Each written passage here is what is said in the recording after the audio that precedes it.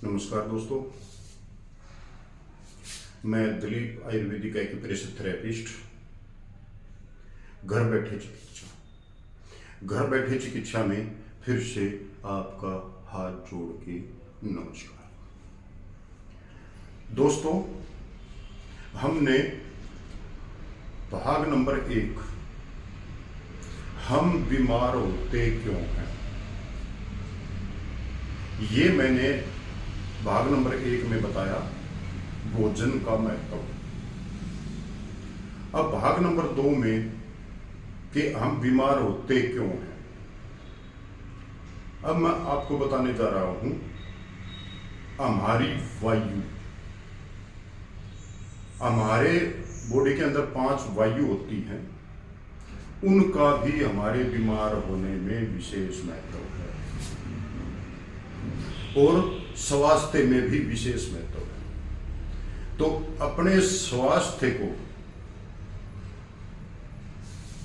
बरकरार स्वस्थ रखने के लिए आप इस वीडियो को लास्ट तक देखें और मेरा भाग नंबर 1 भोजन का महत्व भी आप जरूर देखें। हम बीमार होते क्यों हैं, भाग नंबर 1 में मैंने अच्छे तरीके से बता रखा है।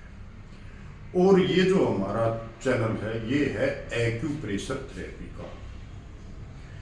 ये जो पैथी है, ये जो इलाज है, आप किसी प्रकार की कोई भी दवाई खा रहे हैं, उसके साथ साथ अगर आपने इस पैथी से इलाज कर लिया तो आपके स्वास्थ्य में सुधार दिन प्रतिदिन अच्छा मिलेगा। इसमें कोई दवाई बंद करने की जरूरत नहीं और हमारी इस पैथी में दवाइयों का कोई वो इतना ज्यादा नहीं है।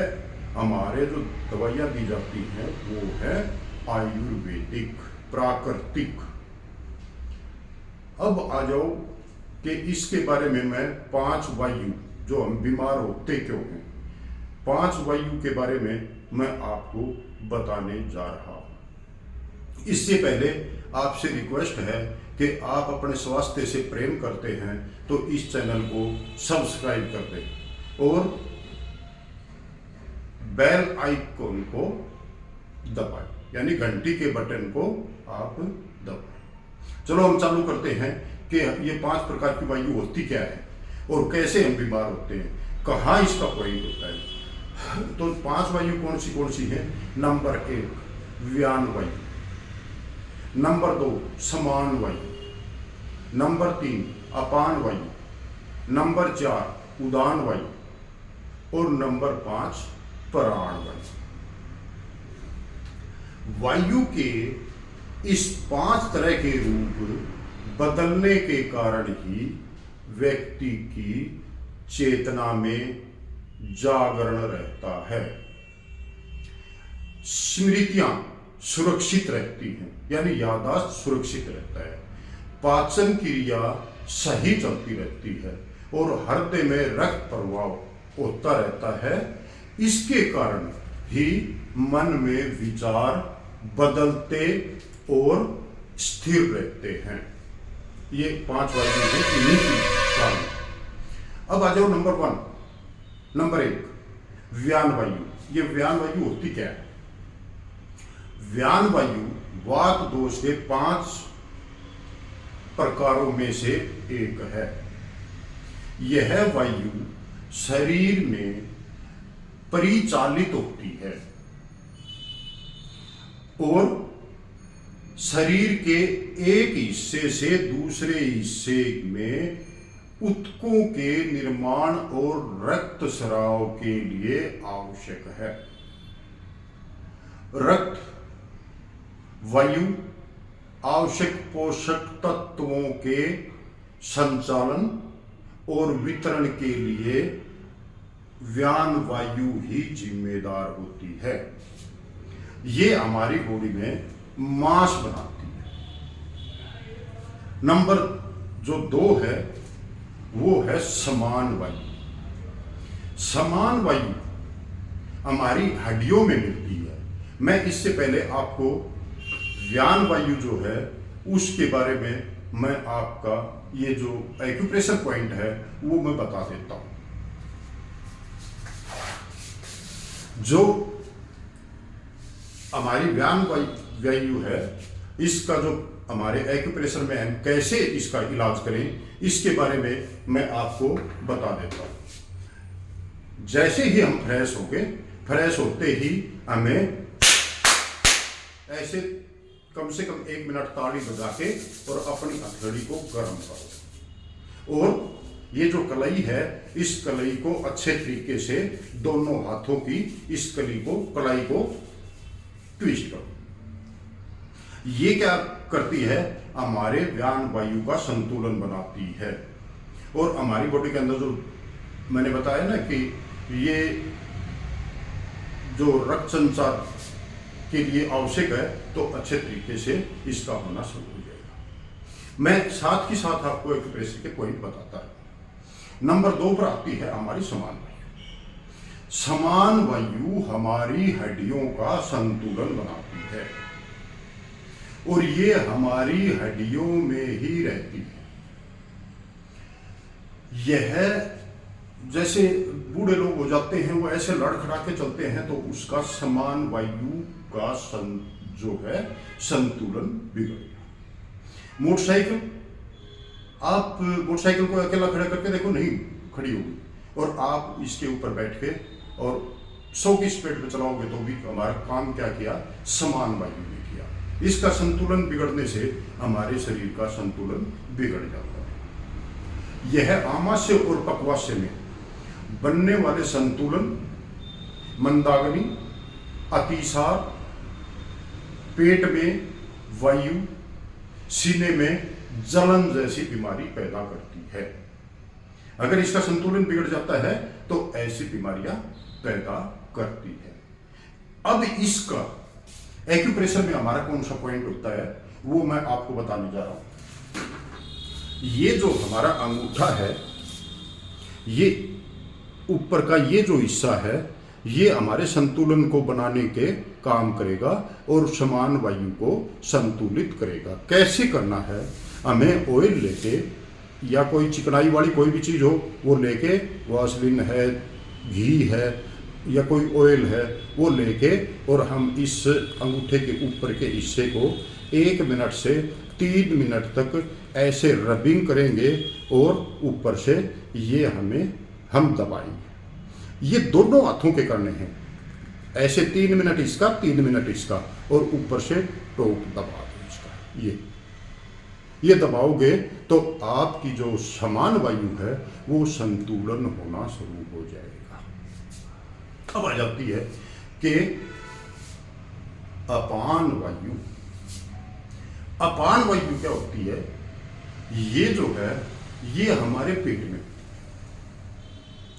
और अपान वायु हमारी ऐसी दुखदाई होती है कि ये क्या करती है, कैसे पैदा होती है, ये पेट में अन्न का अच्छे तरीके से न पचना,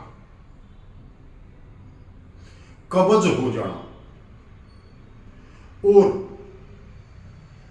हम मल मूत्र के वेग को रोक के रखना, इससे हमारी बॉडी में अपान वायु पैदा होती है। अब ये अपान वायु करती क्या है, जैसे ही अपान वायु जो होगी ये हमारी मांसपेशियों में जाके हमारी मांसपेशियों में दर्द करना शुरू कर देती है, और जैसे खट्टी डकार आना, मांसपेशियों में दर्द का हो जाना, सीने में जलन का हो जाना, सिर में दर्द और चक्कर टाइप में हो जाना, ये हमारा अपान वायु करती है। ये अपान वायु बनती कहाँ है, पेट में। अब इसका ट्रीटमेंट हम कैसे करेंगे, सबसे पहले मैं बता देता हूं कि ये जो है हथेली, इसमें हमारा ये जो हिस्सा है ये हमारा पेट का पॉइंट है। अब इसको हमें करना कैसे है, इसको दिन में 2, 3, 4 बार ऐसे 1 मिनट के लिए ऐसे प्रेस करो, ऐसे प्रेस करो, 1 मिनट प्रेस करो, दिन में 2 से 5 बार, कितनी बार आप इसको प्रेस करो, लेकिन खाना खाने से पहले अवश्य करें, 20 मिनट पहले अवश्य करें। दोनों हाथों में होता है, ये दोनों हाथों में करना चाहिए। तो इससे क्या होता है, हमारी जो अपान वायु है उसका संतुलन अच्छे तरीके से बनना शुरू हो जाएगा। अब आपका स्वास्थ्य, आप इसको चैनल को सब्सक्राइब करो। अगर सब्सक्राइब नहीं कर रहे हो तो आपके स्वास्थ्य का आपको कोई प्रेम नहीं है, या फिर मेरा वीडियो आपको अच्छा नहीं लगा, या तो आप अपने स्वास्थ्य से प्रेम नहीं करते, या फिर मेरा वीडियो अच्छा नहीं लगा। अगर दोनों काम अच्छे हैं तो आप इसको कृपया सब्सक्राइब कर दें। अब आ जाती है उदान वायु। क्या इस वायु के बारे में आप ध्यान से सुनिए। उदान वायु यह गले में होती है। ये क्या करती है, भोजन वगैरह जो कुछ भी हम खा रहे हैं उसको निगलने का काम करती है, भाव बनाने का काम करती है, बोलने की क्रिया को नियंत्रित करती है, और जो हमारे गले के अंदर थायराइड और पैराथायराइड होती है और चयापचय जो हमारी बॉडी के अंदर होता है उसको नियंत्रित करती है। उदान वायु असंतुलित हो जाए, इसका संतुलन बिगड़ जाए तो हमें बोलने में कठिनाई होगी। देखो बूढ़े लोग आराम आराम से ऐसे बोलते हैं और छींटी चढ़ते हैं तो भी, तो इसमें मतलब आंकड़े लग जाते हैं, सांस फूलने लग जाता है, चलते हैं तो सांस फूलने लग जाता है। तो ये क्या करता है, सांस की तकलीफ, एक तो बोलने में आवाज में कठिनाई, एक सांस की तकलीफ, एक उदासी, एक स्मृति का अभाव, याद न रहना।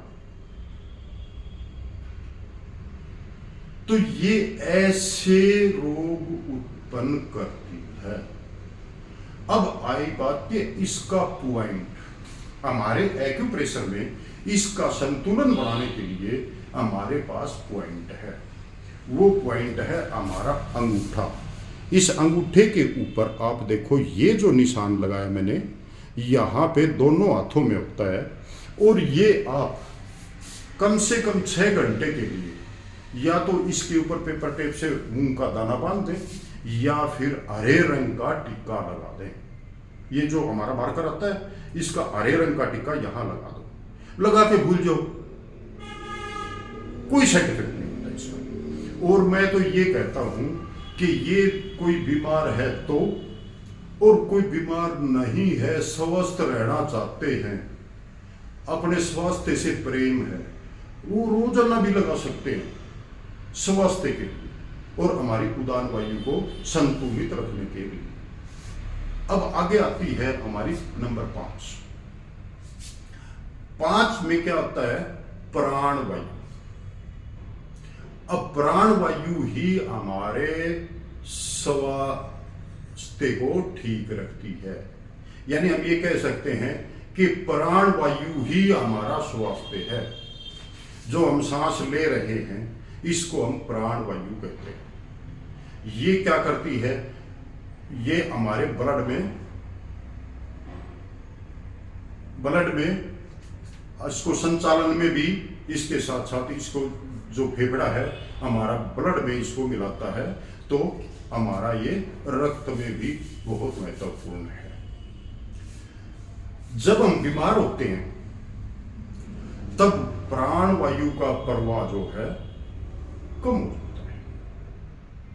जो प्राण वायु है उसका अभाव हो जाता है, तो हमें क्या होता है, शरीर में कमजोरी, थकान और उत्साह में कमी, हौसला नहीं रहता, पड़ा ही पड़ा रहने का मन करता है। तो उसमें क्या होता है कि प्राणवायु की कमी आ जाती है। थकान, चलने में भाई मेरे से नहीं चला जाता, सहारा देना पड़ता है। थकान, आलस्य, पड़ा ही पड़ा रहने को मन करता है, उठ के पेशाब करने का भी मन नहीं करता, इतना आलस्य हो जाता है। तो प्राणवायु जो है वो हमारी बॉडी का स्वास्थ्य है।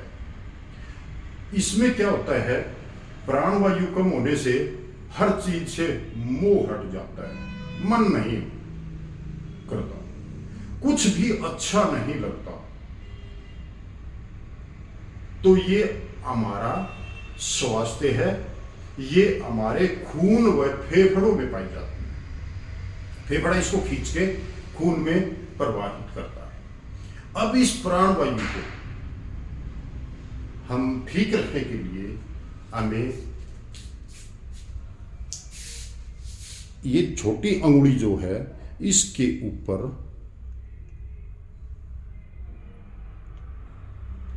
ये जो हमने निशान दिया है, ये यहाँ पे ग्रीन कलर का टिक्का लगा लें। ये आप पूरे दिन लगा के भी रख सकते हैं। आज की वीडियो में इतना ही। नमस्कार, जय हिंद।